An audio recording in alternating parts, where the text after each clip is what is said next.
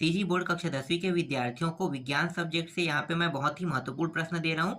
ये जो प्रश्न है ये आपके एग्जाम के लिए बहुत महत्वपूर्ण है, क्योंकि यहीं से आपको वार्षिक पेपर में प्रश्न देखने को मिलेगा। इसलिए आपको इसे नजरअंदाज नहीं करना है, पढ़ना है। इसके अलावा आप बाकी कुछ भले मत पढ़ो, लेकिन इसको आपको पढ़ना ही पड़ेगा, क्योंकि बोर्ड ने जो प्रश्न दिया है उसको मैंने ऐड किया है और साथ ही साथ इसमें जो कुछ प्रश्न है उसको भी मैंने ऐड कर दिया है। मतलब 100% यहाँ से प्रश्न आएगा ही आएगा। इसलिए अच्छे नंबर चाहते हो तो आपको इसे पढ़ना ही पड़ेगा। तो चलो मैं बता देता हूँ। पहले ही मैं एक जो वीडियो है उसमें अध्याय 1 अध्याय 2 से रिलेटेड कुछ प्रश्न लेकर आ गया हूँ ना, मतलब आप लोग को दे दिया हूँ। ठीक है, तो इसमें मैं आगे के टॉपिक को बताऊंगा। तो चलो देखते हैं। तो देखो यहाँ पे क्या है, ठोस में रेखी क्षेत्रीय व आयतन प्रसार का अनुपात होता है। तो 1:2:3 अनुपात होता है। उत्तर 1:2:3 लेना है। ठीक है, इसके बाद देखो दूसरा क्या है। दूसरा है वस्तु ए व बी में से वस्तु ए की विशिष्ट ऊष्मा वस्तु बी की तुलना में कम है, तो उत्तर क्या होगा, वस्तु ए जल्द गर्म होगी। तीसरा प्रश्न देखो, नीचे दी गई वस्तुओं में से कौन सी वस्तु सबसे अच्छा ऊष्मा चालक है। तो सबसे अच्छा ऊष्मा चालक कौन सा है, तो यहाँ पे एस्बेस्टस लेना है। ठीक है, एस्बेस्टस। चलो आगे देखते हैं। इसके बाद देखो यहाँ पे नीचे दी गई कौन सी वस्तुओं में ऊष्मा का संचार संवहन द्वारा नहीं हो सकता है। तो उत्तर क्या लेना है, निर्वात। ठीक है, निर्वात बस एकमात्र ऐसा है। यहाँ पे क्या लेना है, निर्वात लेना है, जैसे कि यहाँ पे लिया गया है। ठीक है, आगे देखो। नेक्स्ट क्या है, किसी ठोस पदार्थ की क्षण का ताप 1 सेल्सियस बढ़ाने पर क्षण की लंबाई में होने वाली वृद्धि को उस ठोस पदार्थ का कहते हैं, क्या कहते हैं, रेखी प्रसार गुणांक कहते हैं। परम शून्य तापमान कहते हैं, तो किसे कहते हैं, -273 सेल्सियस को कहते हैं। मनुष्य के शरीर का सामान्य तापमान 98.6 फ़ारेनहाइट होता है। इसके बाद यहाँ पे कुछ रिक्त स्थान वाले प्रश्न है, इसको भी देख लेते हैं। तो देखो पहला प्रश्न क्या है, ऊष्मा कोई पदार्थ नहीं बल्कि खाली स्थान है, तो क्या लोगे, ऊर्जा लोगे यहाँ पे। ठीक है, ऊर्जा डाल दो। खाली स्थान के कारण ऊष्मा का स्थानांतरण होता है, तो तापांतर लेना है यहाँ पे। चालन के द्वारा ऊष्मा का संचरण केवल खाली स्थान में संभव है, तो यहाँ पे ठोस में ही संभव है। ऊष्मा का SI मात्रक क्या होता है, जूल होता है। नेक्स्ट देखो, प्रकाश की तरह ऊष्मा का भी संचरण खाली स्थान में हो सकता है, तो उत्तर क्या लोगे, तो यहाँ पे उत्तर आपको लेना है, निर्वात लेना है, निर्वात। वस्तु के क्षेत्रफल में वह प्रसार जो वस्तु के एकांक क्षेत्रफल का ताप 1 सेल्सियस बढ़ाने पर होता है खाली स्थान कहलाता है। तो इसे हम कहते हैं क्षेत्रीय प्रसार गुणांक कहते हैं। ठीक है, यहाँ पे क्या लिखोगे, क्षेत्रीय, शॉर्टकट में मैं लिख देता हूँ क्षेत्रीय, प से प्रसार और ग से गुणांक। ठीक है, ये गु। ठीक है, तो क्षेत्रीय, ये है क्षेत्रीय प्रसार गुणांक। सातवां प्रश्न है, ऊष्मा का वह मात्रा जो संपूर्ण द्रव्यमान का ताप 1 सेल्सियस बढ़ाने के लिए आवश्यक है खाली स्थान कहलाता है, तो उत्तर क्या लेना है, ऊष्माधारिता। ठीक है, ऊष्माधारिता लेना है यहाँ पे। आठवां है, विकिरण द्वारा ऊष्मा के संचरण हेतु खाली स्थान की आवश्यकता नहीं होती है, तो उत्तर क्या लोगे, माध्यम। यहाँ पे आ जाएगा माध्यम। और नौवां प्रश्न है, पदार्थ की भौतिक अवस्था में परिवर्तन के लिए दी गई ऊष्मा के कारण तापमान में बदलाव खाली स्थान होता है, तो यहाँ पे लेना है, नहीं लेना है।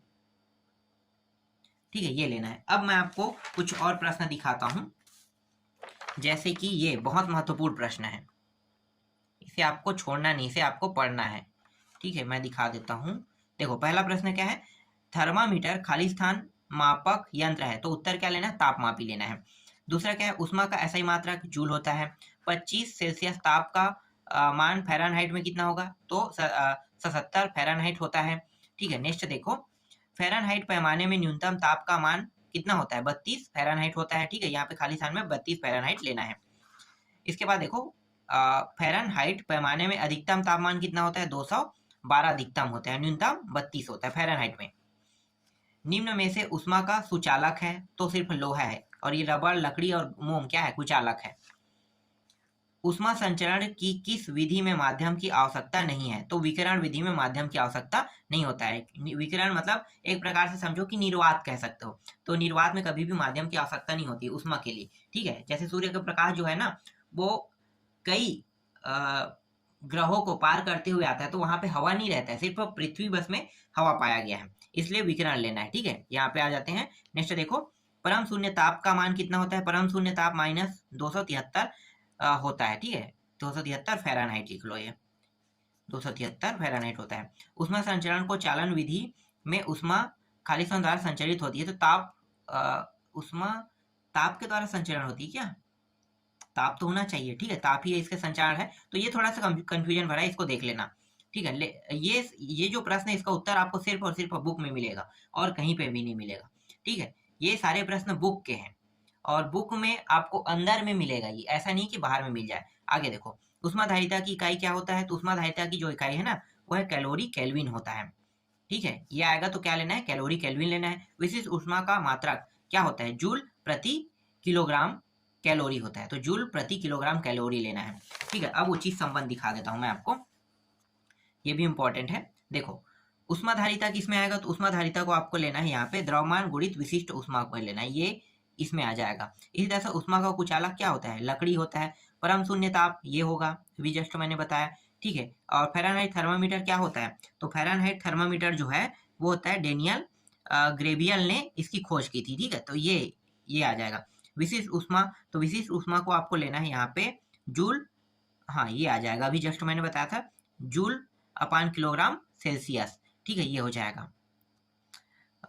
हाँ ये अलग है। ऊष्मा धारिता का मात्रक कह रहा है, तो ऊष्मा धारिता का मात्रक क्या लेना है? तो इसका जो मात्रक हो जाएगा जूल सेल्सियस हो जाएगा, ठीक है। गुप्त ऊष्मा का मात्रक क्या हो जाएगा? कैलोरी हो जाएगा। इस तरह से देखो, कुछ प्रश्नों का उत्तर यहीं पे आपको मिल गया, ठीक है। अब मैं आपको अध्याय 4 नहीं बताने वाला हूँ, क्योंकि अध्याय 4 में बहुत सारे प्रश्न, बहुत सारे, तो इसलिए ना मुझे एक अध्याय तो और लेना है, तो 2 अध्याय तो किसी भी प्रकार से मुझे हर एक वीडियो में 2 अध्याय को कंप्लीट करना है। तो मैं आपको क्या बताऊंगा? मैं आपको यहाँ पे बताने वाला हूँ डायरेक्ट अध्याय 18 से प्रश्न बताने वाला हूँ, ठीक है। अध्याय 18 से, तो अध्याय 18 के प्रश्नों को मैं अभी बता देता हूँ। अध्याय 4 में बहुत सारे हैं, सारे प्रश्नों को उत्तर जब मैं ढूंढ लूंगा तब मैं आपको दूंगा। तो अध्याय 18 को दिखाता हूँ। अध्याय 18 में क्या दिया है? ऊर्जा स्वरूप एवं स्रोत दिया हुआ है, ठीक है। तो इससे कौन कौन से प्रश्न आ सकता है देख लेते हैं। तो इसे मैं थोड़ा सा जूम कर लेता हूँ, जिससे ये एक प्रश्न पूरा दिखाई दे अच्छे से। देखो, जितने ऊर्जा स्रोत हम उपयोग में लाते हैं उनमें से अधिकांश और सौर ऊर्जा को निरूपित करते हैं। निम्नलिखित में से कौन सा ऊर्जा स्रोत अनंतः सौर ऊर्जा से व्युत्पन्न नहीं होता है? तो यहाँ पे जैव मात्रा लेना है, ठीक है। नेक्स्ट देखो, जैसे कि यहाँ पे है बायोगैस निम्न गैस का मिश्रण है, तो उत्तर क्या लेना है? तो ये है मेथेन, कार्बन डाइऑक्साइड और हाइड्रोजन का मिश्रण है। नाभिकीय संलयन अभिक्रिया क्या होगा? दो हल्के नाभिकों को आपस में जुड़ना, ये क्या आता है? नाभिकीय संलयन कहलाता है। जीवाश्म ईंधन किसे कहते हैं? कोयला, पेट्रोलियम, प्राकृतिक गैस। देखो, जीवाश्म ईंधन, कोयला, पेट्रोलियम, प्राकृतिक गैस को जीवाश्म ईंधन कहते हैं। इसके बाद देखो नेक्स्ट है सौर सेल एक ऐसी युक्ति है जो क्या है? सौर ऊर्जा को विद्युत ऊर्जा में परिवर्तन कर देता है, ठीक है। इसी तरह से कुछ और प्रश्न है यहाँ पे देखो, सौर सेल बनाने में प्रयोग किए जाने वाले अर्धचालक सिलिकॉन होते हैं, ठीक है। जो ही होता है सिलिकॉन और जर्मेनियम, इसका ही उपयोग करते हैं। तो सिलिकॉन यहाँ पे दिया है, सिलिकॉन लेना है, ठीक है। आगे देखो, पृथ्वी पर ऊर्जा की मूल स्रोत क्या है? सौर ऊर्जा। बांध के पानी में ऊर्जा किस रूप में निहित होती है? तो स्थितिज ऊर्जा लेना है।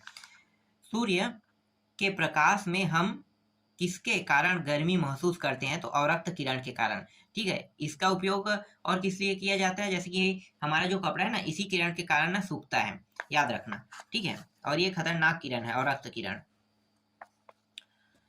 ऊष्मा का सबसे अच्छा अवशोषक है, तो काली सतह लेना है, ठीक है। काली सतह में अगर प्रकाश डालोगे ना तो वो पूरा सोख लेता है। पशुओं के गोबर का सूक्ष्म जीवों द्वारा अपघटन से बनता है, तो बायोगैस बनता है। समुद्र से उत्पन्न होने वाली ऊर्जा ज्वारी है, महासागरी है और तरंग ऊर्जा, ये सब के सब समुद्र से उत्पन्न होता है, तो सभी आ जाएगा।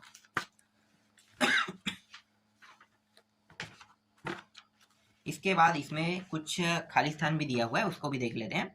जैसे कि यहाँ पे देखो रिक्ति स्थान में पहला प्रश्न क्या है, पहला प्रश्न है गर्म जल प्राप्त करने के लिए हम सौर जल तापक का उपयोग खाली स्थान वाले दिन नहीं कर सकते। तो उत्तर क्या लेना है यहाँ पे बरसात लेना है। ठीक है, बरसात में हम नहीं कर सकते।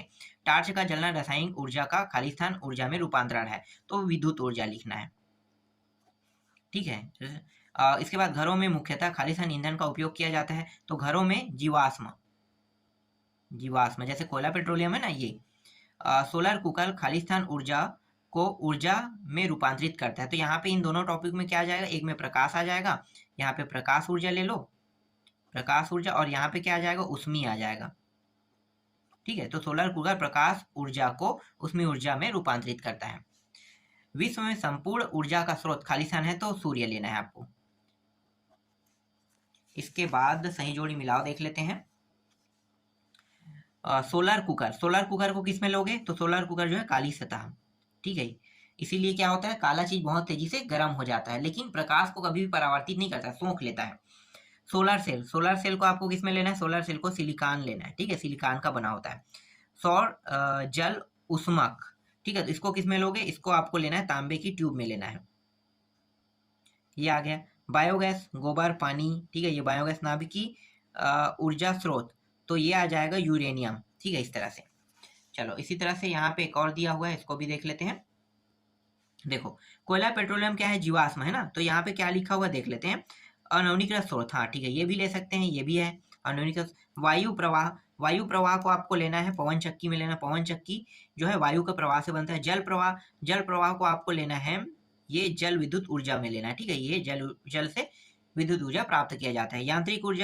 यांत्रिक ऊर्जा को आपको लेना है स्थिर और गतिज ऊर्जा में लेना है, तो ये यहाँ पे आ जाएगा। फिर यहाँ पे क्या दिया है, कोक दिया है ना, तो कोक को आपको लेना है अपचायक के रूप में, तो ये अपचायक के रूप में हो जाएगा। दहन को किस में लोगे, ये उष्मा छेपी में लेना है आपको।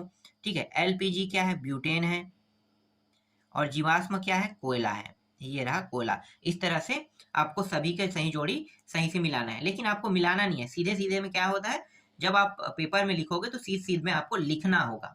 ठीक है, मिलाना नहीं है जोड़ी। तो जैसे कि कोयला पेट्रोलियम लिखा है, तो इसके सीध में कौन आएगा, तो इसका जो उत्तर है ये अनवनीकरण स्रोत, तो यहाँ पे आ जाएगा ये।